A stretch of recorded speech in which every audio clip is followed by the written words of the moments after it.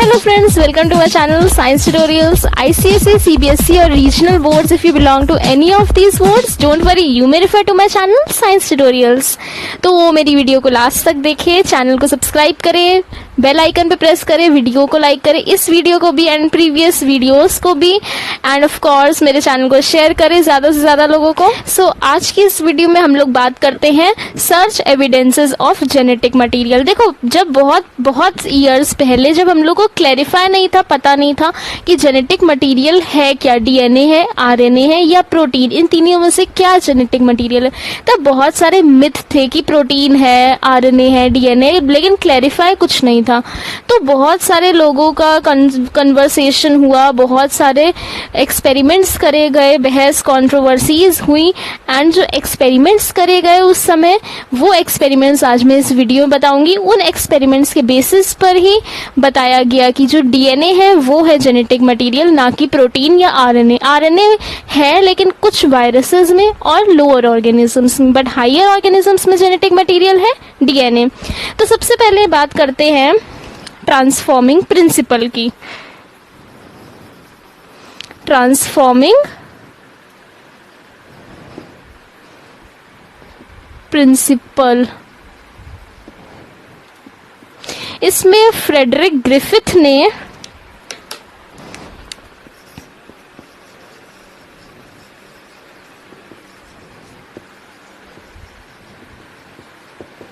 Frederick Griffith ने 1928 में करा कुछ एक्सपेरिमेंट. क्या एक्सपेरिमेंट करा? इसने लिया स्ट्रेप्टोकोकस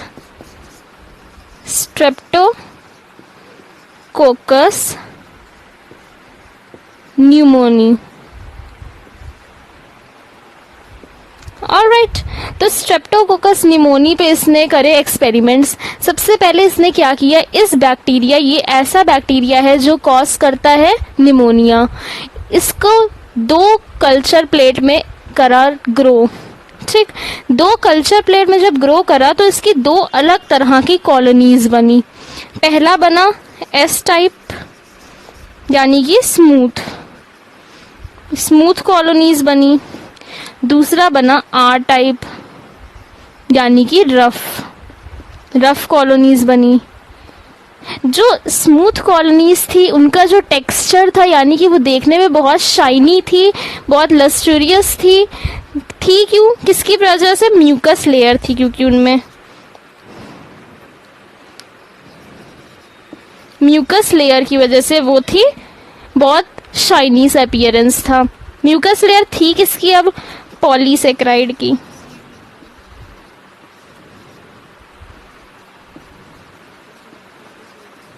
ठीक, पॉलीसेक्राइड की लेयर थी.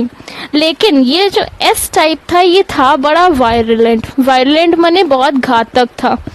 कैसा था? वायरुलेंट था. ये तो हो गई एस टाइप की कैरेक्टरिस्टिक. अब इसका जो रफ वाला था, ये रफ कॉलोनीज थी. रफ कॉलोनी क्यों थी? क्योंकि इनमें कोई भी ऐसी लेयर, म्यूकस लेयर प्रेजेंट नहीं थी. लेकिन ये थी ए वायरुलेंट. पहले आप इतनी चीज नोट डाउन कर लीजिएगा, उसके बाद मैं आगे बताऊंगी. ठीक, अब मैं यहाँ पे इरेज कर रही हूँ और यहाँ से स्टार्ट होएगा मेन पार्ट.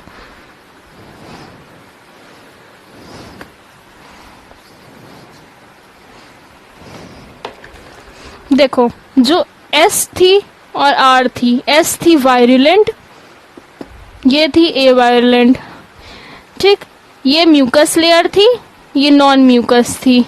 अब देखो, फ्रेडरिक ग्रिफिथ ने किया क्या, एस टाइप जो थे, एस टाइप के सेल थे, उनको इंजेक्ट किया माउस में. ठीक, एक्सपेरिमेंट के लिए जो उन्होंने मटेरियल लिया वो माउस लिया, माउस के ऊपर ही सारे एक्सपेरिमेंट करे. एस टाइप के जो सेल थे माउस में इंजेक्ट करे. माउस, क्योंकि एस टाइप था वायरुलेंट, तो माउस डाइड. ठीक, फिर इसने आर टाइप लिया, ये माउस में डाला, माउस जीवित रहा, माउस रिमेन अलाइव. ठीक, अब इसने यहाँ पे इस तरह से तो कर लिया, अब इसने दूसरी तरह से करा। जो इसका वायरुलेंट पन था, मतलब कि ये जो घातक था एस टाइप, इसको रिड्यूस करने के लिए या ख़त्म करने के लिए एस टाइप के सेल्स को हीट किया। हीट करके इसकी जो पैथोजेनिक एक्टिविटी थी, यानी कि जो ये नुकसान पहुंचा सकता था ऑर्गेनिज्म में, उसको ख़त्म करने की कोशिश करी। ख़त्म करने के लिए एस टाइप के जो बैक्टीरिया थे उनको हीट करके मार दिया, हीट किल्ड। ये इंजेक्ट किया इसने माउस में, तो माउस जो था रिमेन्ड अलाइव, माउस को कुछ नहीं हुआ। जब हीट किल कर करके, यानी कि इसका जो वायरुलेंट एक्टिविटी थी उसको हीट की हेल्प से किल करके इसने इंजेक्ट किया माउस में, तो माउस रिमेन्ड अलाइव। यही चीज जब इसने दूसरी तरीके से करी, एस टाइप हीट किल्ड को लेकर के जोड़ दिया आर टाइप से, फिर जब माउस में डाली तो जो माउस था डाइड। ठीक, ये आप इस तरह से बोर्ड में लिखेंगे तो जो एग्जामिनर पढ़ेगा उसको भी समझ में आएगा, तो उसको डीपली पढ़ना नहीं पड़ेगा, वो एक बार में मार्क्स देगा। आप इस रिएक्शन की तरह ऐसे लिखेंगे तो ये चीज नोट डाउन कर लीजिएगा। ठीक, अब यहाँ पे ये माउस जो था वो डाइड। अब इसके आगे का मैं इरेज करके बताती हूँ। इतनी चीज में कोई डाउट हो तो you can freely ask me in comment section. अब इसने इन सारी चीजों से क्या पता चला, अब यहाँ तक तो हो गए एक्सपेरिमेंट्स। अब इसके बाद क्या किया गया, देखो यहाँ पे एस टाइप में हीट किल्ड लिया गया, आर टाइप को लिया गया, लेकिन जब हीट किल्ड वाले से उसकी पैथोजेनिक एक्टिविटी खत्म थी तो क्या तो वो माउस जीवित रह गई। लेकिन आर टाइप था, वो भी वायरुलेंट नहीं था, तो भी माउस गया, डाइड हो गया, मर गया। ठीक, तो ऐसा हुआ क्यों, ये साइंटिस्ट ने फिर ध्यान से देखा और स्टडी करी, तो उनको ये पता चला कि जो ये आर टाइप के थे इनका हुआ ट्रांसफॉर्मेशन किसका हुआ, आर टाइप का। आर टाइप के जो सेल्स थे उनका हुआ ट्रांसलेशन आर टाइप से कन्वर्ट हो गए एस टाइप में, यानी कि जो पहले आर टाइप के थे ए वायरुलेंट, वो कन्वर्ट हो गए वायरुलेंट में। ठीक, अब इससे तो ये चीज पता चल गई कि इसने किया ट्रांसफॉर्मेशन, ट्रांसलेट हो गया, ट्रांसफॉर्मिंग प्रिंसिपल हुआ, ये एस टाइप में कन्वर्ट हो गया। लेकिन इससे ये कैसे पता चला कि डीएनए होता है जेनेटिक मटेरियल, तो उसके लिए वीडियो लास्ट तक देखिएगा। वीडियो पॉज कर करके आप लिख लीजिए, नोट डाउन करते जाइएगा, एंड वीडियो पे लाइक भी प्रेस करिए। देखो, अब इसने एस टाइप का जो सेल थे उनको लिया। ठीक, उनका जो डीएनए था,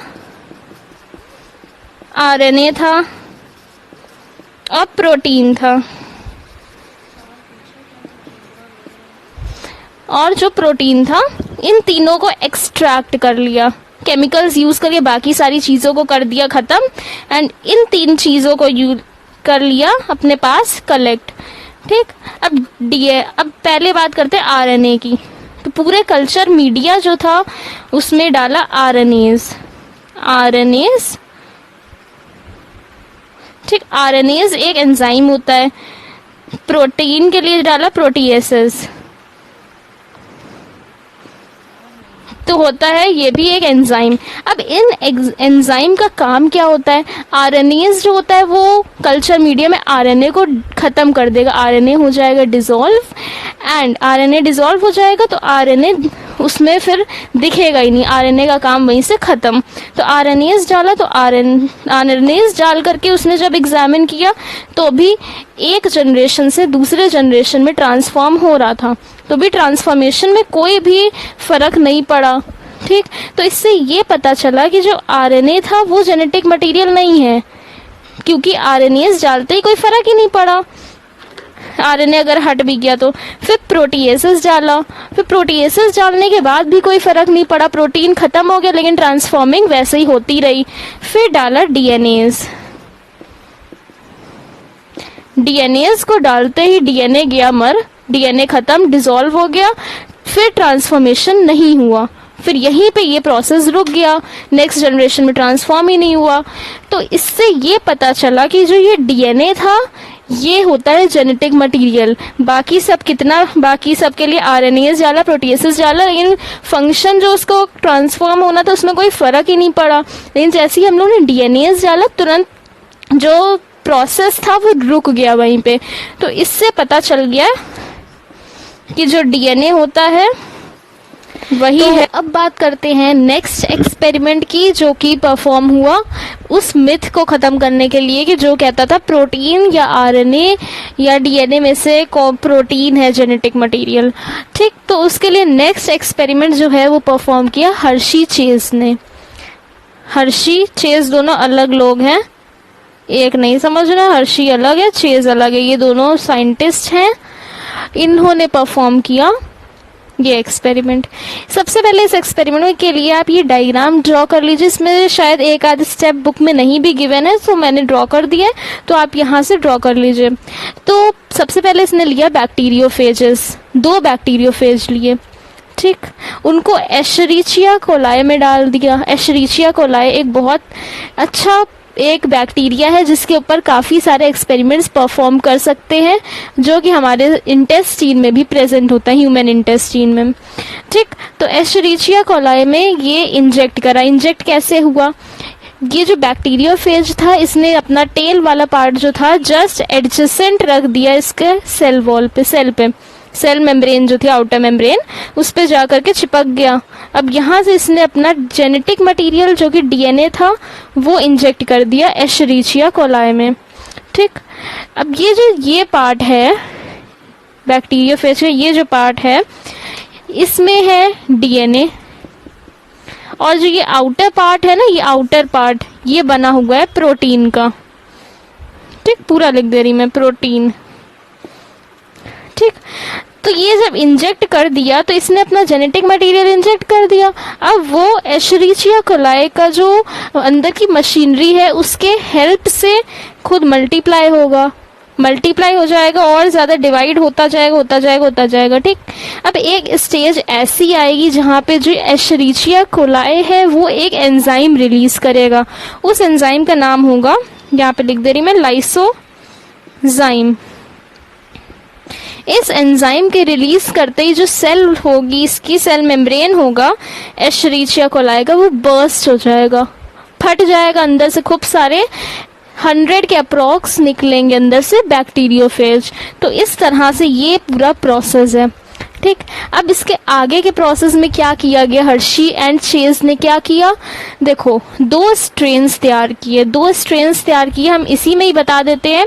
2 स्ट्रेन्स तैयार किए। सबसे पहला स्ट्रेन जो था उसमें था डीएनए, दूसरे स्ट्रेन में प्रोटीन के रख दिया, प्रोटीन का स्ट्रेन तैयार किया। जिसमें डीएनए था उसमें डाला इन लोगों ने रेडियो एक्टिव फॉस्फेट।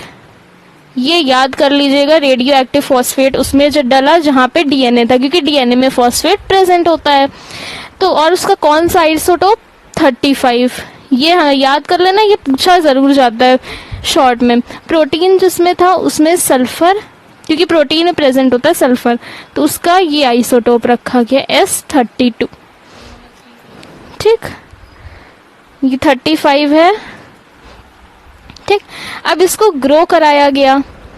ग्रो कराने के बाद हमें पता चला कि जिसमें रेडियो एक्टिव फॉस्फोरस था वो उसमें डीएनए प्रेजेंट था, जिसमें रेडियो एक्टिव सल्फर था उसमें प्रोटीन प्रेजेंट था। अब जब इसको आगे की जनरेशन इसके थ्रू प्रोड्यूस करी गई तो दिखा जो वायरस था, जो वायरस के पार्टिकल, मतलब जो वायरस की कैरेक्टरिस्टिक्स थी वो केवल किसमें दिखी, जिसमें रेडियो एक्टिव फॉस्फोरस प्रेजेंट था। मतलब आगे की जनरेशन में जो गया वो फॉस्फोरस वाला पार्ट गया। तो इससे पता चला कि जो डीएनए है वो है जेनेटिक मटेरियल, इसके थ्रू कुछ नहीं हुआ, इसके थ्रू वायरस का कोई भी कैरेक्टरिस्टिक अगली जनरेशन में पास ऑन नहीं हुआ। तो इससे हमें पता चला कि जो डीएनए है, फाइनली लास्ट तक हमें ये पता चला इस सेकेंड एक्सपेरिमेंट से भी कि डीएनए जो है वो है जेनेटिक मटेरियल, प्रोटीन नहीं है जेनेटिक मटेरियल। ठीक, protein is not a genetic material. Alright, तो thanks for watching my video till the end. अगर आपको वीडियो यूजफुल लगा हो तो प्लीज हिट लाइक बटन। अब नेक्स्ट वीडियो नेक्स्ट लेक्चर में पोस्ट करूंगी बहुत जल्दी, उसका इन नोटिफिकेशन आपको मिलता रहे उसके लिए सब्सक्राइब करिए मेरे चैनल को, बेल आइकन पे प्रेस करिए एंड वीडियो को ज्यादा से ज्यादा शेयर करिए। कोई भी डाउट हो तो कमेंट बॉक्स में जरूर पूछें। Thank you.